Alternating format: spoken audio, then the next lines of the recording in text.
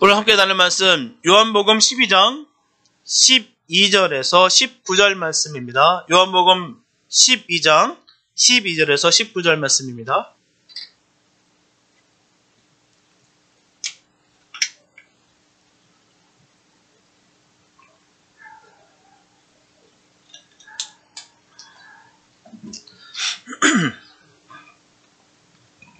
요한복음 12장 12절에서 19절 말씀입니다. 주님의 귀한 말씀 봉독해 올려드립니다. 그 이튿날에는 명절에 온 큰 무리가 예수께서 예루살렘으로 오신다함을 듣고 종려나무 가지를 가지고 맞으러 나가 외치되 호산나 찬송하리로다 주의 이름으로 오시는 이 곧 이스라엘의 왕이시여 하더라.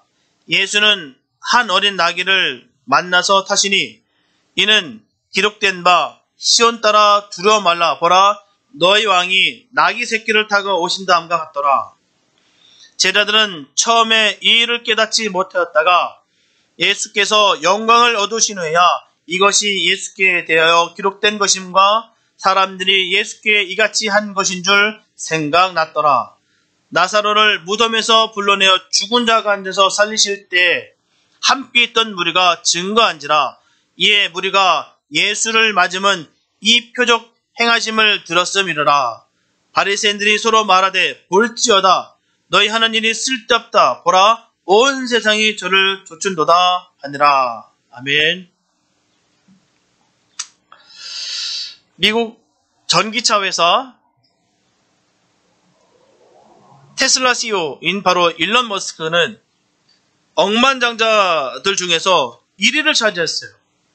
미국에서 말 그대로 전체 가장 부자가 바로 일론 머스크입니다.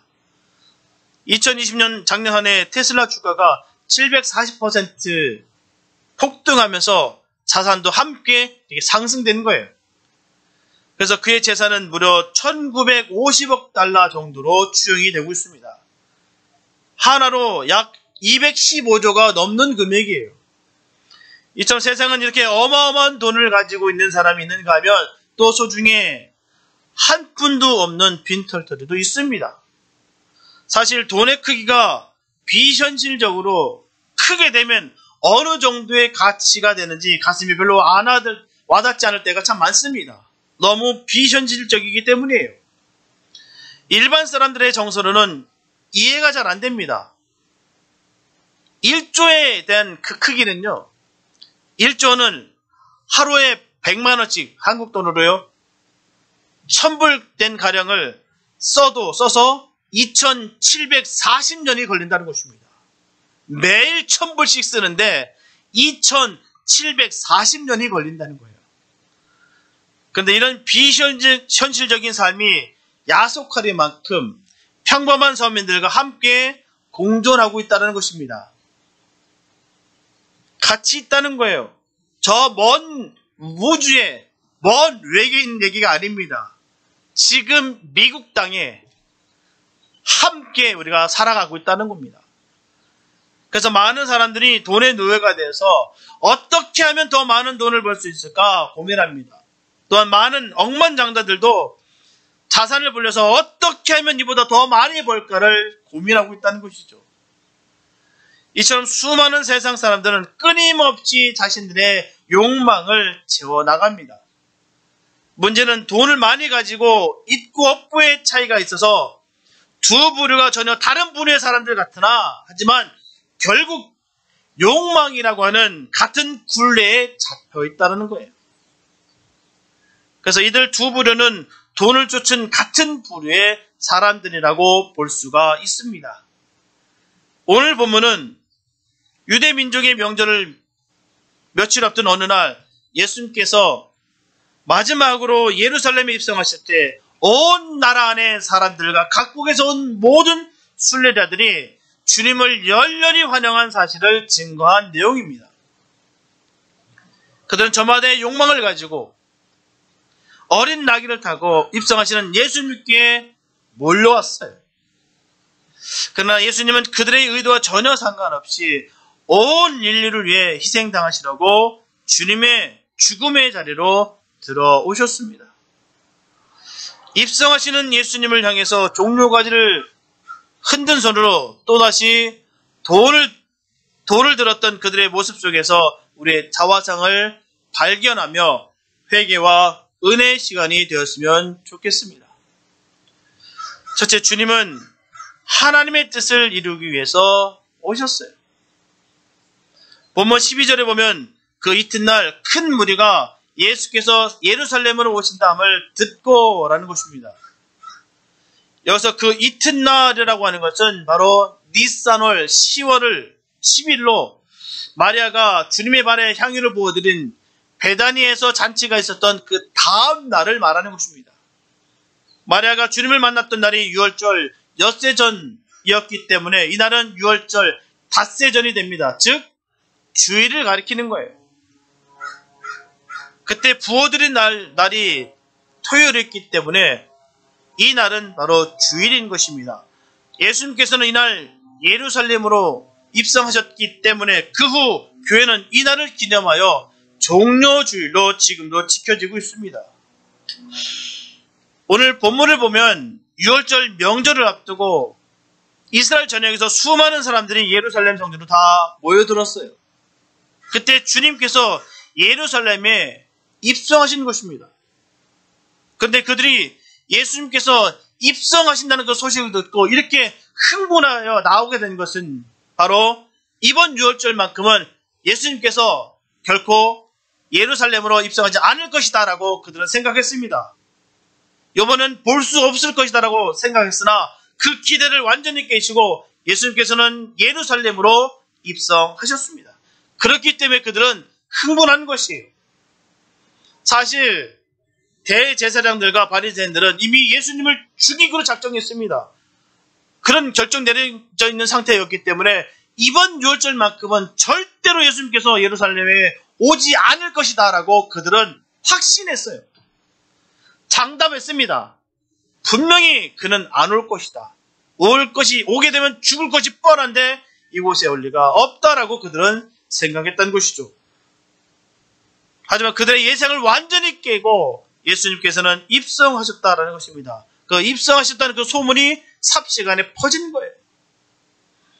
그래서 그 소문을 듣는 사람들은 모두 예수님을 환영하기 위해서 뛰쳐나왔습니다. 바로 승리의 상징인 이 종려나무 가지를 흔들면서 말입니다. 그리고 그들은 예수님을 향해 큰 소리로 외칩니다. 호산나! 호산나! 그렇게 외치기를 시작했어요. 본문 13절 말씀 보면 맞으러 나가 외치되 호산나 찬송하리로다. 여기서 외치되라는 헬라 언어 크라우가조는 동사로서 아우성치다, 소리 지르다라는 의미를 가지고 있어요. 이처럼 그들은 온 힘을 다해서 소리쳤습니다. 바로 호산나 하며 외쳤던 거예요.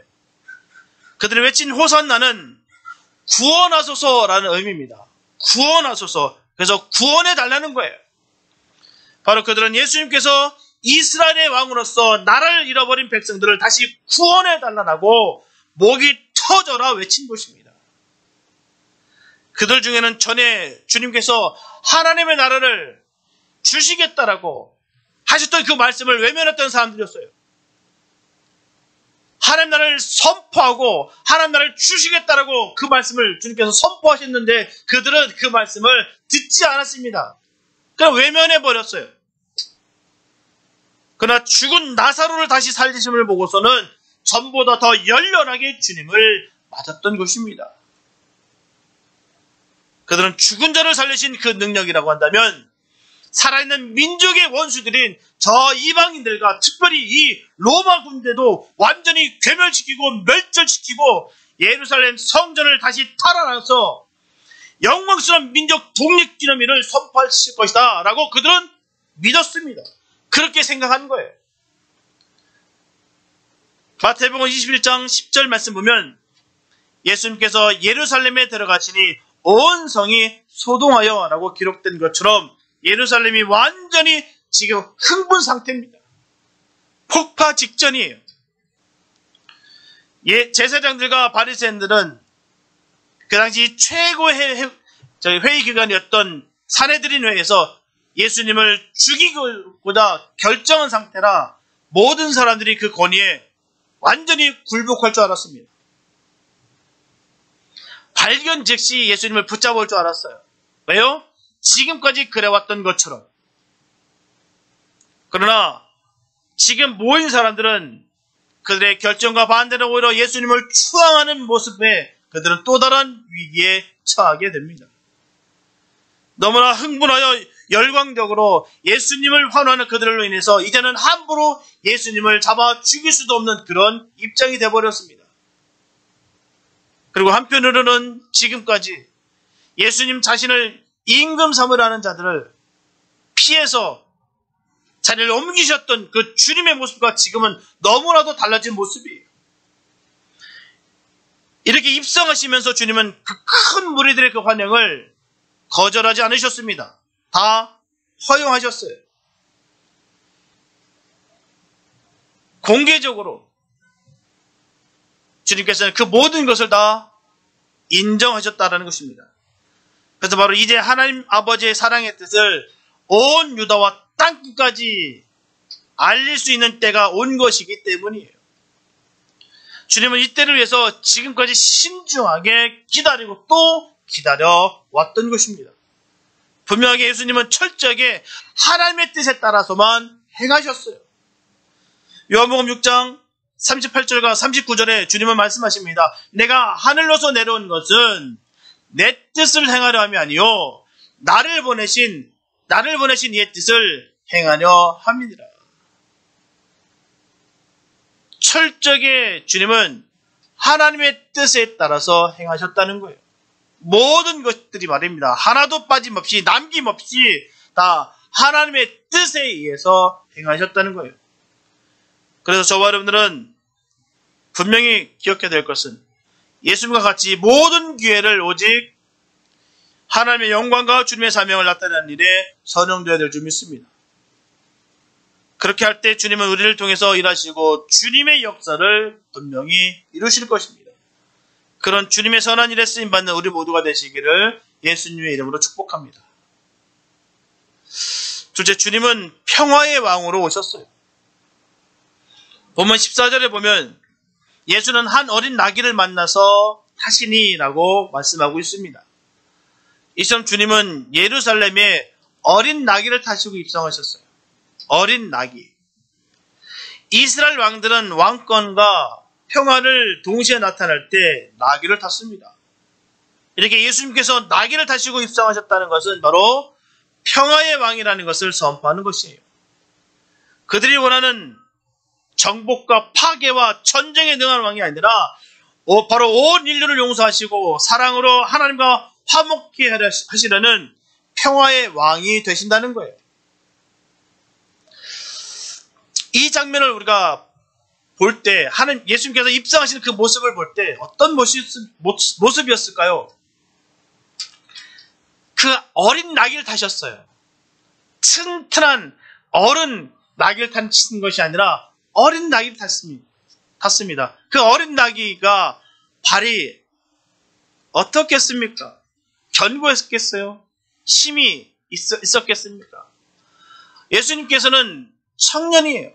33살 청년입니다. 건장한 청년이 어린 나귀를 탔을 때 그 어린 나귀가 어떤 걸음을 걸었을까요? 뒤뚱거리는 그 어린 나귀의 그 걸음과 그 볼품없는 그 안장과 또한 걸어가는 길 앞에 깔아놓은 그 가난한 사람들의 그 겉옷들, 너무나 초라하기가 그지없습니다. 왕의 귀환이라 볼 수가 없어요. 화려하지가 않습니다. 또한 예수님 뒤를 따랐던 제자들은 어떻습니까? 세상적으로 성공한 사람들입니까? 정말 명성이 있는 그런 사람들입니까? 정말 사회적으로 성공한 사람들이 아니에요. 그런 모습일지라도 그들은 확실하게 이스라엘이 회복될 것이다라고 믿었습니다. 왜 믿었을까요? 바로 주님께서 하셨던 그 사역들이 증거가 된다는 것입니다. 주님은 지금까지 사역하실 때 눈먼 자들이 눈을 뜨게 하셨고 안진뱅이, 귀먹은 자, 말 못하는 자들이 그 고침을 받고 귀신 들린 자들이 귀신에서 해방이 되며 5,000명을 먹이시는 그 역사를, 또한 죽은 사람을 살리는 역사를 그들은 똑똑히 목도했습니다. 그 모든 것을 사역 가운데 증거가 됐다는 것입니다. 하나님, 바로 메시아가 아니고서는 할 수 없는 일들을 우리 주님께서 증거해 보셨다는 거예요. 그로 인하여 자신들의 소원이 반드시 이루어질 것이다 라고 그들은 믿었습니다. 하지만 분명하게 주님은 하나님의 뜻을 이루기 위해서 오신 것이 결코 사람들에게 인기와 명성을 얻기 위해서 입성하신 것이 아닙니다. 그러나 환호했던 군중들은 절대로 주님의 뜻을 인정하고 받아들일 마음이 전혀 없습니다. 전혀 상관이 없어요. 하나님의 뜻이 그런 거 전혀 상관이 없습니다. 그들은 오직 자신들이 바라는 것만을 위해서 주님을 이용하겠다는 거예요.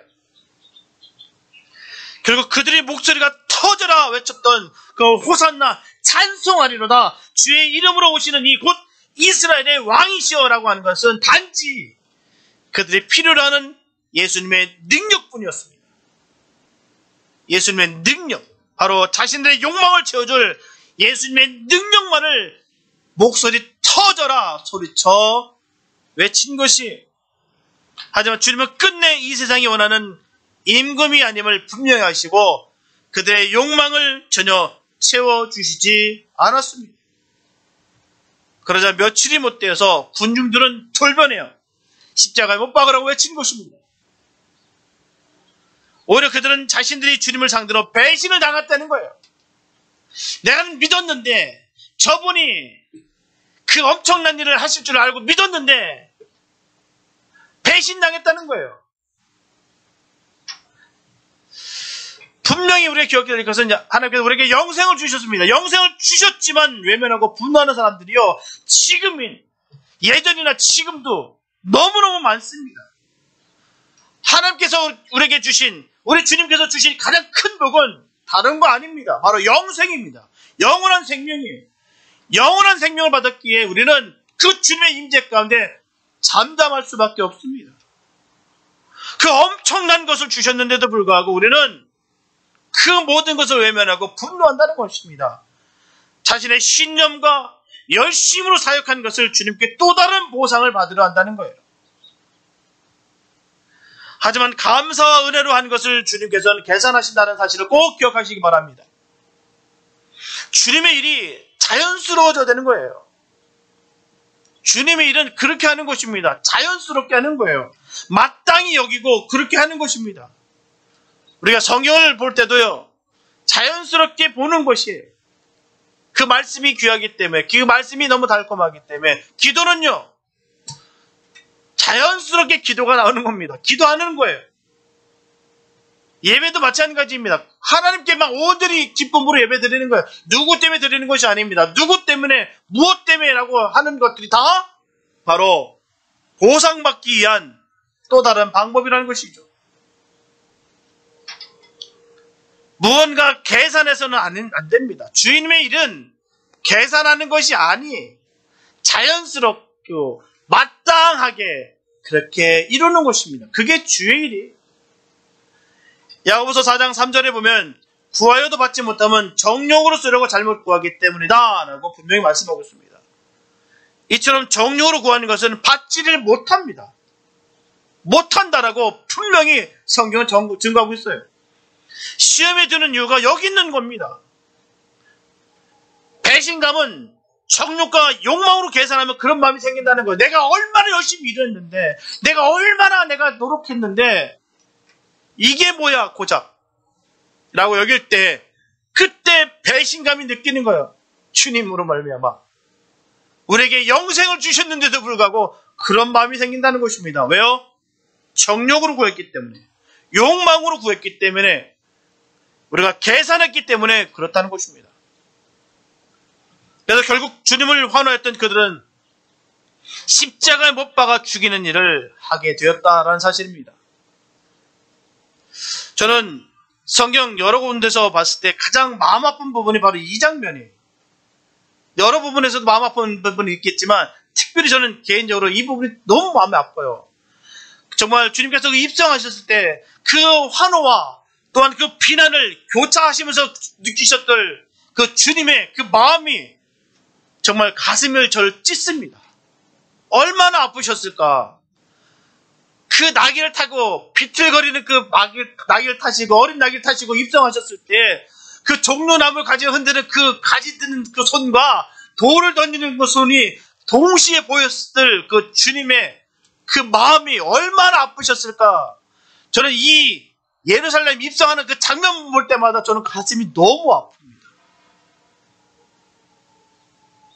주변에 많은 사람들은 있었으나 하지만 주님은 홀로 그 십자가의 길을 걸으셨어요.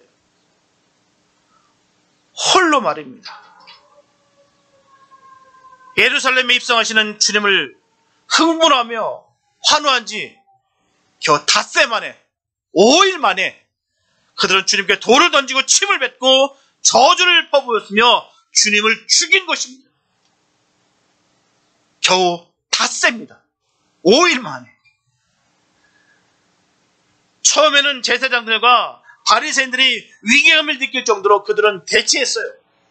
하지만 자신들의 욕망이 채워지지 않자 이제는 의견을 같이 하면서 주님을 죽이고자 뜻을 같이 했습니다. 사람이 참 이렇게 무서워요. 여러분도 사실 때 그런 느낌 없지 않습니까? 있지 않습니까? 그런 경험도 많이 있지 않습니까? 사람이나 참 무섭구나 하는 걸 많이 느끼실 때가 있다는 것이죠. 사람이 무서운 것은요, 자신의 뜻을 이루기 위해서 원수하고도 손을 잡는 게 바로 사람이더라고요. 그래서 세상은 제게 얘기합니다. 영원한 아군도 영원한 적군도 없다라고 전합니다.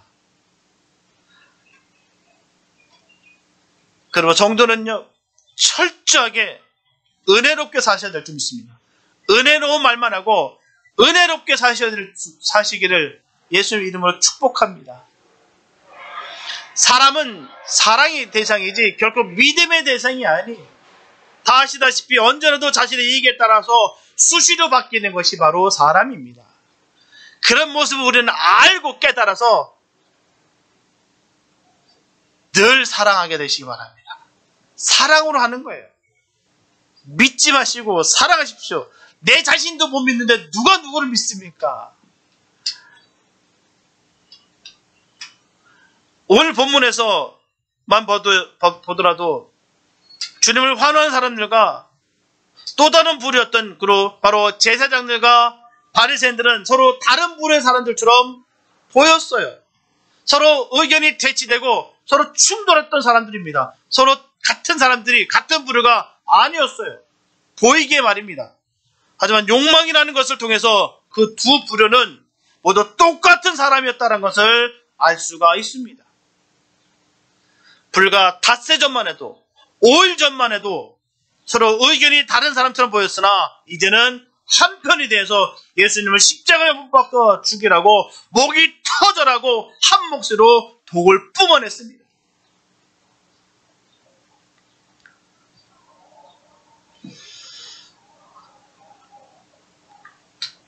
누가복음 19장 10절 말씀 보게 되면 누가복음 19장 10절 말씀 보면 인자의 온 것은 잃어버린 자를 찾아 구원하려 함이라 말씀하고 있습니다. 주님 오신 이유가 거기 있는 거예요. 이참 주님은 현세 행복에서 소외된 자들보다도 바로 하나님과 진리 안에서 소외된 자들을 위해서 이 땅에 오셨습니다. 그래서 평화의 상징인 어린 나귀를 타고 입성하신 이유도 결국 하나님 나라를 위해서 오신 거예요. 예수님은 절대 사람의 욕망과 정욕을 채워주시기 위해서 이 땅에 오신 것이 아닙니다. 만약에 주님을 이런 것들을 채우기 위해서 믿으려 한다고 한다면 반드시 문제가 생기게 되어 있습니다. 갈라디아서 5장 24절 말씀 보면 그리스도 예수의 사람들은 육체와 함께 그 정과 욕심을 십자가에 못 박았느니라. 이처럼 인간의 죄는 예수님의 십자가를 통해서 완전히 청산됐어요. 그 길밖에는 다른 길이 없습니다. 따라서 예수님의 사람들이 정과 욕심을 십자가에 못 박았느냐는 말씀도 곧 성도가 세상적인 욕망을 완전히 끌어버린 존재라는 것을 나타내주는 말이에요. 만약에 세상을 향한 정욕을 계속해서 끊지 못한다면 성도가 될 수 없다는 말입니다. 한 다리는 세상에, 한 다리는 주님 편에 서지 말라는 거예요. 정함이 있는 믿음을 갖고 살아가라 라고 분명히 전하고 있습니다. 그러므로 성도는 그리스도께 소속됨과 아울러 육적인 자아를 죽여야 됩니다. 우리가 진정한 예수님의 사람이 되기 원한다면 우리의 욕망과 정욕과 욕심을 십자가에 못 박아야 될 줄로 믿습니다. 이게 주님께서 하나님의 뜻을 이루려 하셨던 것처럼 저와 여러분들도 주님의 뜻을 따라서 살아가게 되시기를 축복합니다. 셋째, 주님은 본분을 다하는 사람과 함께 하신다는 것이죠.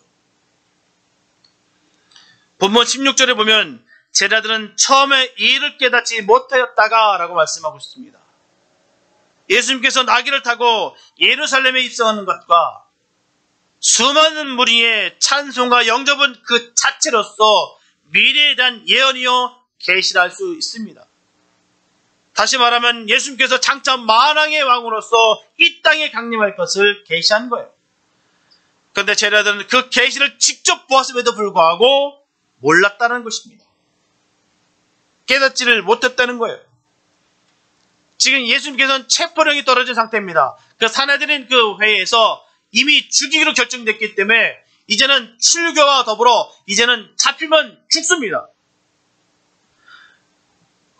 제자들은 그 모든 정황과 상황을 알기 때문에 지금 긴장 상태에 있었어요. 두려움에 잡혀 있었던 사람들이었습니다. 그런데 그런 긴장했었던 자신들의 생각과 그 우려함과는 달리 그 환호하는 사람들을 통해서 자신감이 생기게 됐어요. 이 상황이 된다는, 이 상황이라면 주님을 이 땅에 정말 임금으로 삼아도 되겠다. 정말 예수님을 임금 삼아서 우리는 고관대작이 될 수도 있겠다라고 그들의 생각이 바뀌게 됐습니다. 없었던 욕망이 다시 불타오르게 됐다는 거예요. 이처럼 욕망은 너나 할 것 없이 변질되게 하는 것입니다. 주님의 말씀과 뜻을 익히 알고 있었는데도 불구하고 분위기에 완전히 사로잡히게 됐다는 거예요.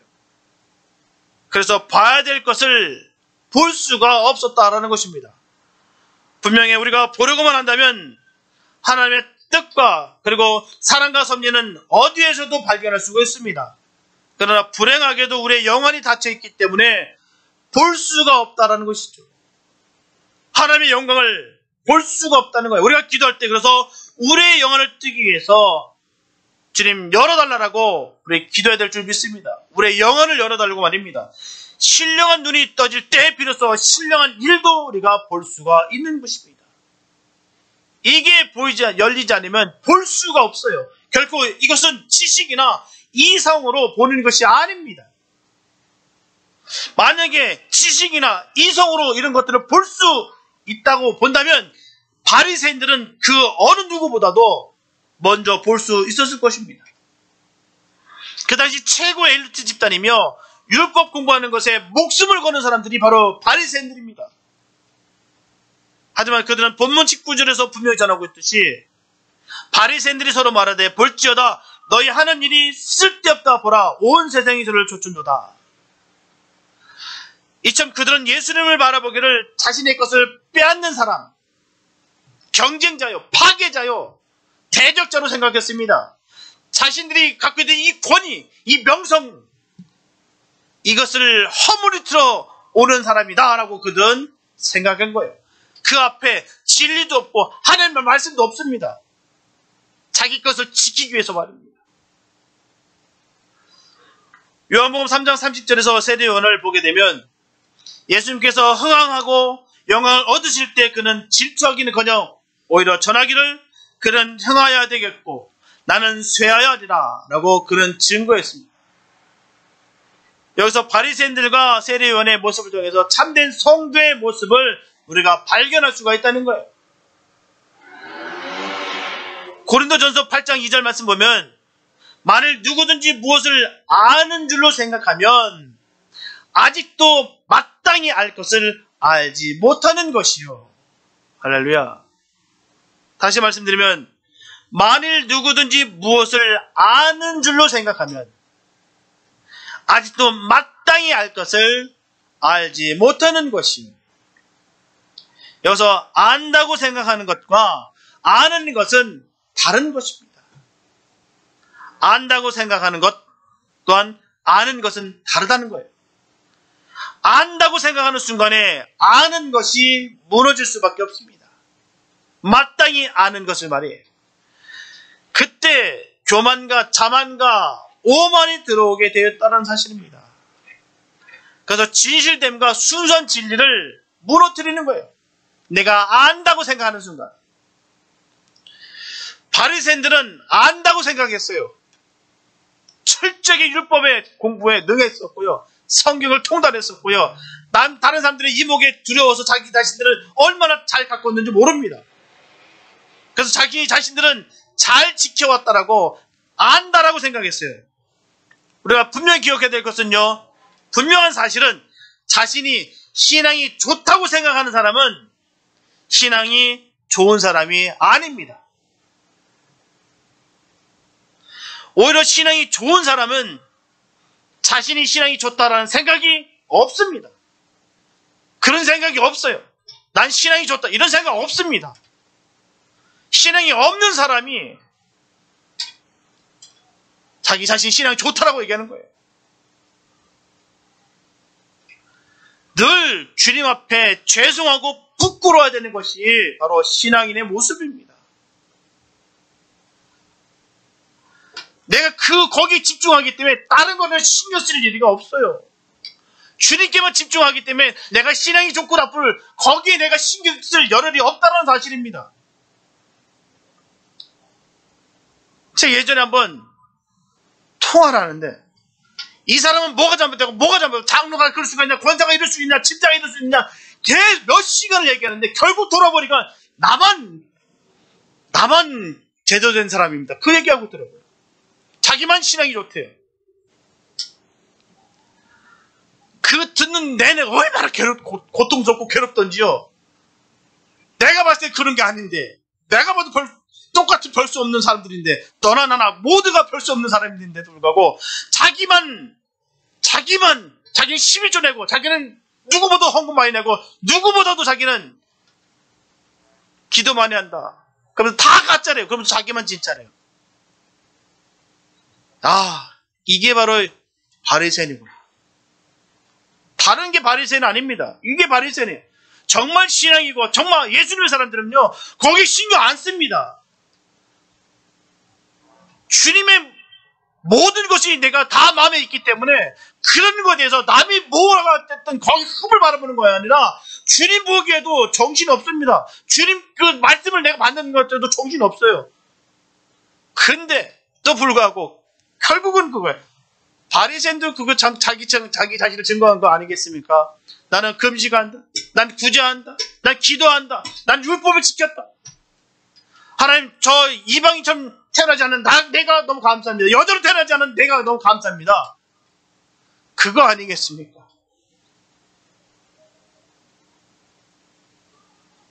그래서 언제나 우리의 모습은 감춰져야 되고요. 오직 주님의 이름만 나타나야 될 줄 믿습니다. 그러면 저와 여러분들은 나는 죽고 예수로 사는 믿음이 있어야 될 줄로 믿습니다. 언제나 나를 부인하고 오직 주님과 연합함으로 부활의 주님을 나의 구주로 섬기고 새 생명을 받아 하나님의 은혜로 살아가게 되시기를 축복합니다. 그래서 주님을 배신하지 아니하고 끝까지 영생의 길을 주님과 함께 동행함으로 말미암아 주님께서 주시는 생명의 면력을 받는 은혜가 있게 되시기를 예수님의 이름으로 축복합니다. 사랑하는 성도 여러분, 본문 17절 말씀 보면 나사로를 무덤에서 불러내어 죽은 자 가운데서 살리실 때 함께 있던 무리가 증거한지라 라고 말씀하고 있어요. 이게 수많은 군중들 중에는 참된 증거자들이 있었습니다. 그들은 예수님께서 나사로를 살리실 때 거기 있었고요. 예수님께서 가시는 길에 앞서가서 이 사실을 사람들에게 증거했습니다. 그래야 이들의 증거에 의해서 많은 사람들이 예수를 영접한 것입니다. 오늘 본문에 나오는 예루살렘의 수많은 사람들 중에는 참된 증거자가 아닌 영적으로 어두운 무분별한 군중들도 많았습니다.